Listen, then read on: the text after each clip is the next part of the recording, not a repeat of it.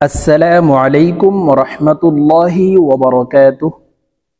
সম্মানিত দ্বীনী ভাই ও বোনেরা, আজকের এই ভিডিওতে এসো কায়দার শিখির 7 নম্বর পর্বের ক্লাস করব ইনশাআল্লাহ।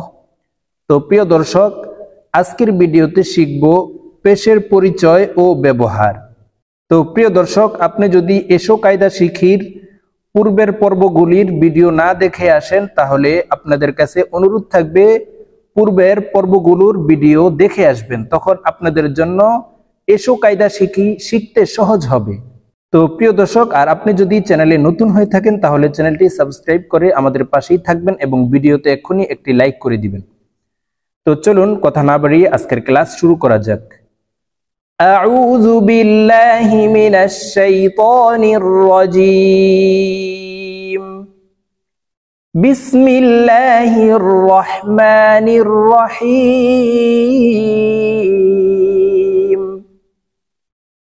প্রিয় দর্শক, এই যে আপনারা এই চিহ্নটি দেখতে পাচ্ছেন, এই চিহ্নটির নাম হলো পেশ। এই চিহ্নটি সব সময় হরফের উপরে ব্যবহার হয়। এই চিহ্নটি যখন হরফের উপরে থাকবে তখন হরফগুলি ঠোঁট গোল করে উচ্চারণ করতে হবে। দেখুন, হামজা পেশ ও এই আলিফের উপরে যখন জবর, আলিফের নিচে যখন জের, আলিফের উপরে যখন পেশ থাকবে তখন এই আলিফকে হামজার উচ্চারণ করতে হবে। আমরা পূর্বের ভিডিওগুলিতে আপনাদেরকে বলেছিলাম। দেখুন, এই আলিফ আছে এখানে, আলিফের উপরে পেশ, তাই এই আলিফকে আমরা এখন হামজার উচ্চারণ করে বলবো। হামজা পেশ উ, হামজা পেশ উ। তাড়াতাড়ি করে উচ্চারণ করতে হবে, হরকতের উচ্চারণ তাড়াতাড়ি করে পড়তে হয়। বা পেশ বু, বা পেশ বু। তা পেশ তু, সা পেশ সু। জিম পেশ জু, হা পেশ হু। খ পেশ খু, দাল পেশ দু, লাল পেশ রু, র পেশ রু। আপনারাও আমার সঙ্গে সঙ্গে মস্ক করে নেবেন। জা পেশ জু, সিন পেশ সু। ঠোঁট গোল করে উচ্চারণ করতে হবে।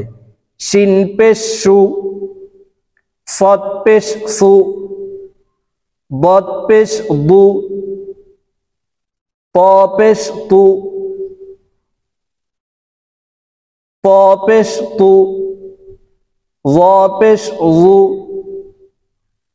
ত পেশ তু, জ পেশ জু, আইন পেশ উ, গাইন পেশ গু, ফা পেশ ফু, কফ পেশ কু, কাফ পেশ কু, লাম পেশ লু, মিম পেশ মু, নুন পেশ নু, ওয়াও পেশ উ, হা পেশ হু, হামজা পেশ উ, ইয়া পেশ ইউ, মিম পেশ মু, বা পেশ বু, ওয়াও পেশ উ, ফা পেশ ফু, সা পেশ সু, লাল পেশ লু, র পেশ রু, জা পেশ জু, সিন পেশ সু,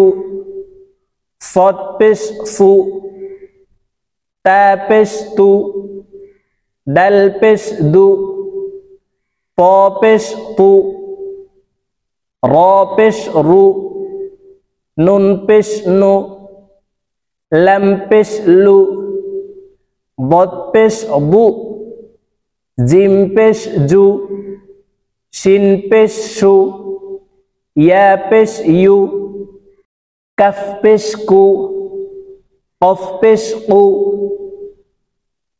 খ পেশ খু, গাইন পেশ গু, হা পেশ হু, আইন পেশ উ, হা পেশ হু, হামজা পেশ উ, হামজা পেশ উ।